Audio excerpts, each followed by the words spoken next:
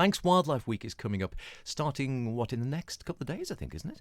Well, the stuff from tomorrow, I think. Yeah, there's all kinds of things on the go. We've got Laura McCoy with us from Manx National Heritage. Lovely to have you with us. Thank you. And yeah, it is. I mean, I've been looking through the diary for what you've got on from now. It's chocker, isn't it? Yeah, everyone's made such an effort because the last couple of years it's been earlier in the year, but of course because of the situation, everything got put on hold. And so we tentatively put the word out and said, would anybody be able to pull it out of the bag and offer something and let us reschedule? And everyone was just so generous with their time. And it also fortunately coordinated with some really great annual events that are running anyway. So yeah, so it's quite a packed, fun-filled week. And it's sort of every sort of range of area that you're covering, and all over the island as well. So what are some of your highlights on that diary there? Well, one that I would like to attend is the Manx Wildlife Trust have obviously been really active in supporting us, as they usually are, and well, always are. And they are doing Celtic Pacific rainforests of the Isle of Man, which people are a little bit confused when they say rainforest, Isle of Man. I mean, no, it's rainy, but I think because people think that rainforests have to be humid and hot and in jungles, but actually they can be temperate. So basically, it's just a forest that gets lots of rain, and we are on the Isle of Man. So as Howard is often pointing out, there's lots of rain. Me? Perish the thought. Glorious weather all the time. And that's the thing with a lot of these. So there's walk and talks, and then there's workshop events. There's things for the kids. And so you've got things like with creepy crawlies. You've got looking at bugs. Art activities, like creative things linking nature with art. Stuff for people that have sort of like a more of a scientific interest, people that have more of a creative side to nature, like with a poetry workshop that the Biosphere are doing.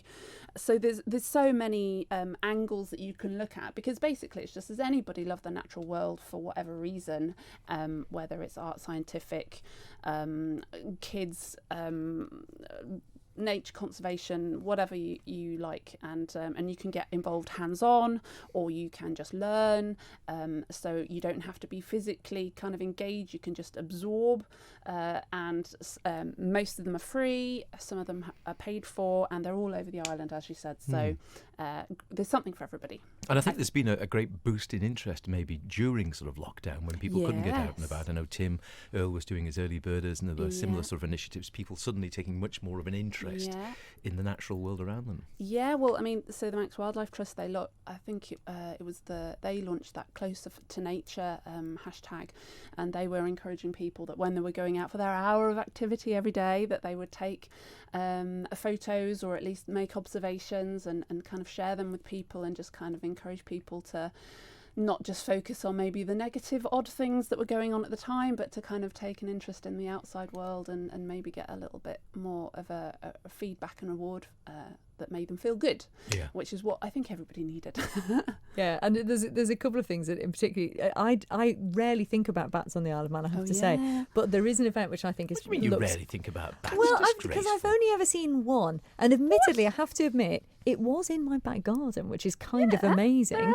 Yeah, you but need to get out with a bat detector. I'm one of those people that just never sees them. But you've got an event on the 5th, which is the Bats of Port Sodrick, which sounds like a novel. Well, the Manx Bat Group are...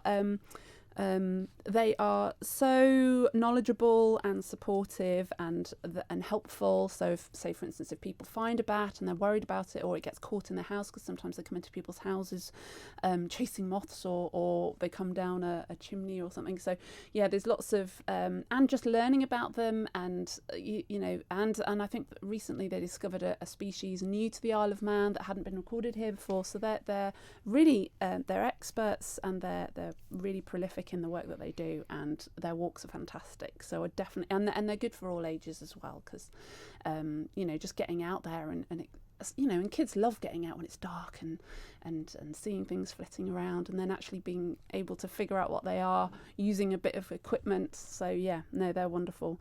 But I think one of my other sort of passions is Japanese knotweed and Himalayan balsam. So there's a group called Friends of the Neb who are doing a couple of events, and yes, so these are invasive plant species which are taking over the countryside and are a real problem, and this group is kind of trying to tackle that and support people that want to learn about that as well. So definitely recommend going there. There is so much going on. Tomorrow, for instance, in Laxey, there's a beach activity day all day that the Beach Buddies are putting on. So that's something to get yourselves down to. Gotta love Beach Buddies. Yeah, and there's even a foodie event at the Grove Museum on the 3rd. Versa are doing a wildlife biosphere pop-up at the Grove. Ooh. So there's a 3-course lunch using, of course, foraged ingredients from nature and everything. There's, of course, as we mentioned, the wild writing poetry workshop as well. I saw that just earlier on. Yeah, UNESCO Biosphere, of course, very important to our island. Yeah. And as we said, loads of stuff for kids. So just a couple to mention, there's a bug hunt at Russian Abbey. At Russian Abbey. Yes, I'll be running that one myself. Yes, yeah. I am still waiting to go on the Slug Walk with Dawn Dickinson. Yes.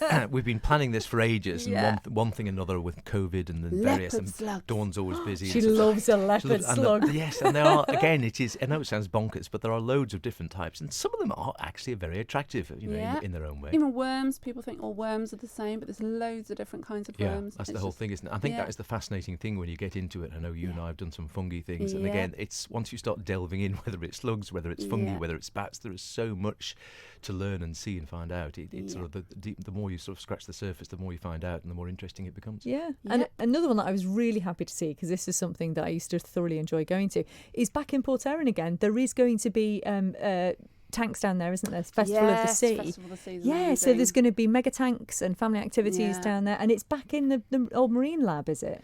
I think they set up like big marquees like in front of it. If it's the same format as it was the last year that I went. But I was just blown away because I'm a come over. I've only been here about 3 years, and I think I can't remember if it was last year or the year before.